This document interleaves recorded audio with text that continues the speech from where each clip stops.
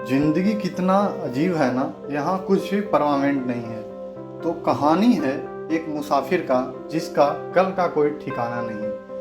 तो नमस्ते जी, मेरा नाम प्रियांशु है और आप देख रहे हैं नालंदा व्लॉगर। आज हम आप सभी को दिखाने वाले हैं सुल्तानगंज से बाबा धाम की यात्रा, और वहाँ पे बाबा धाम में कितना भीड़ था और वहाँ पे जल मैंने कैसे कैसे चढ़ाया।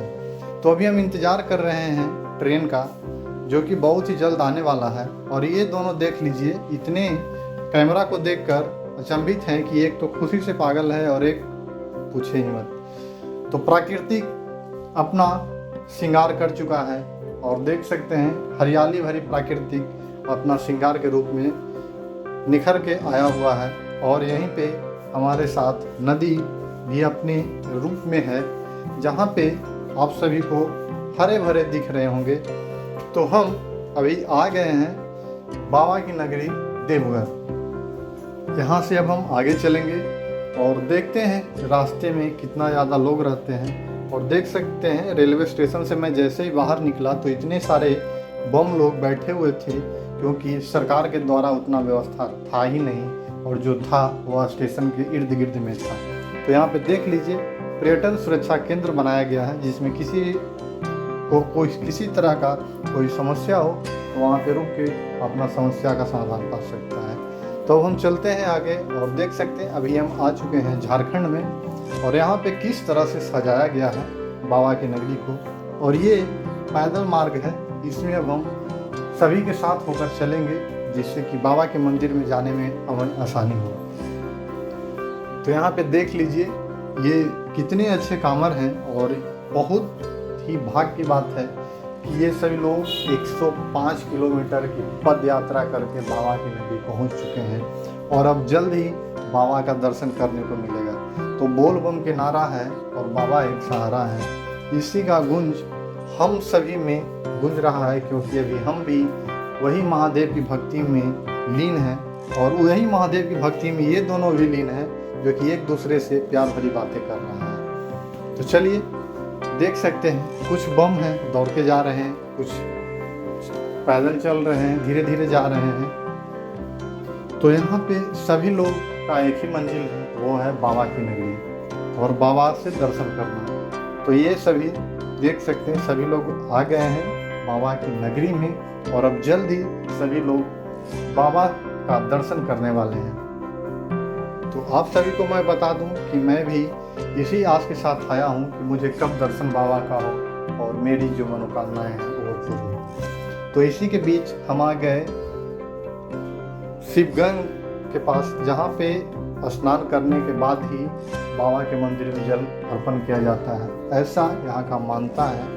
और आप सभी लोग को तो पता ही होगा, अगर आप लोग भी बाबा धाम आते होंगे तो आप सभी लोग बिना यहाँ से नहाए हुए जल अर्पण करने नहीं जाते होंगे। तो इसी के साथ अब हम चलते हैं बाबा के मंदिर में, लाइन लगते हैं ताकि मुझे जल्द से जल्द वहाँ दर्शन हो और बाबा पे हम अपना जल चढ़ा सकें, क्योंकि जल चढ़ाने के बाद ही कुछ भी आगे का कार्यक्रम हम कर सकते हैं। तो देख सकते हैं अभी हम बाबा के लाइन जो है बहुत दूर से लगा हुआ है, इसमें हम भी खड़ा हुए हैं, और अब ज़्यादा दूरी था नहीं, 1 घंटे के अंदर में आपसे लोग जो भी आपको बाबा के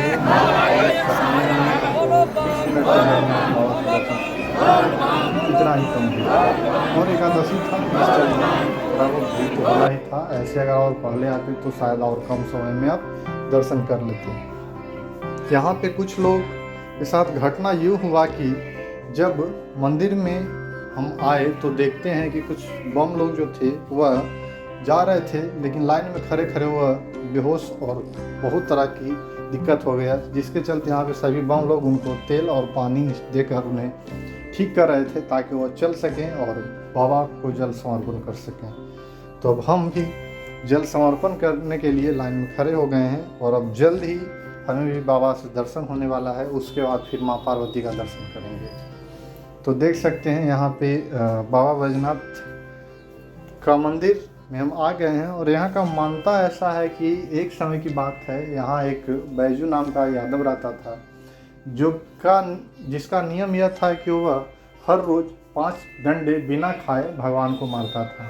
और अगर यदि जो किसी दिन भूलवश हुआ नहीं मारा तो बहुत बड़ा दिक्कत हो सकता था। बैजू का यह रोज़ का नियम था। एक दिन की बात है, बैजू खाने के लिए बैठ गया और भगवान पे जल और भगवान को पीटना भूल गया। खाना छोड़कर वो आया और भगवान को पीटने के लिए जैसे ही आया, भगवान प्रकट हुए और उसको उसके नाम के आगे अपना नाम जोड़ने के लिए कह दिए। तो देख सकते हैं ये है बाबा का मंदिर का गेट, जिसके समक्ष अभी हम आ गए हैं और यहाँ पे अब हम जल चढ़ाएंगे और उसके बाद आगे निकलेंगे। फिर हम माँ पार्वती के लाइन में लगेंगे, जिससे कि हम जल्द से जल्द वहाँ भी जल चढ़ाकर निकल जाएं।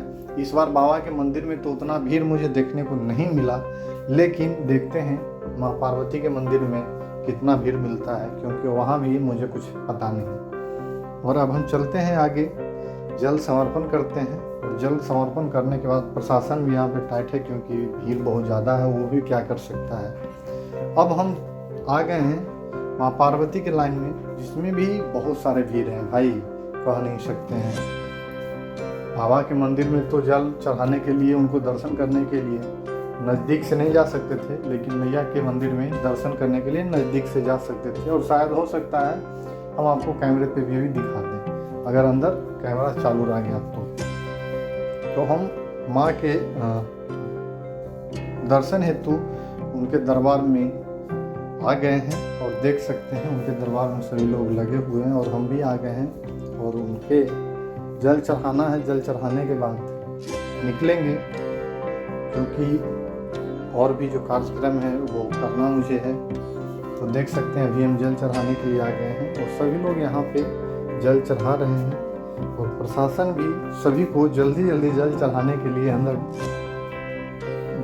भेज रहा है, ताकि सभी लोग जल्दी से जल चढ़ाएं और बाहर आएँ, ताकि और भी जो लोग हैं वो भी यहाँ आकर दर्शन करें। तो देख सकते हैं किस तरह से यहाँ मार होता है। और अब हम जल चढ़ाकर बाहर निकले और देख लीजिए समय हो गया अच्छा खासा, और आप सभी लोग देख ही रहे होंगे। देख लीजिए किस तरह से यहाँ पे सभी लोग आते हैं और एक ही भेष में रहते हैं, भगवाधारी। तो इस वीडियो में बस इतना ही, मिलते हैं अगले ब्लॉग में। धन्यवाद।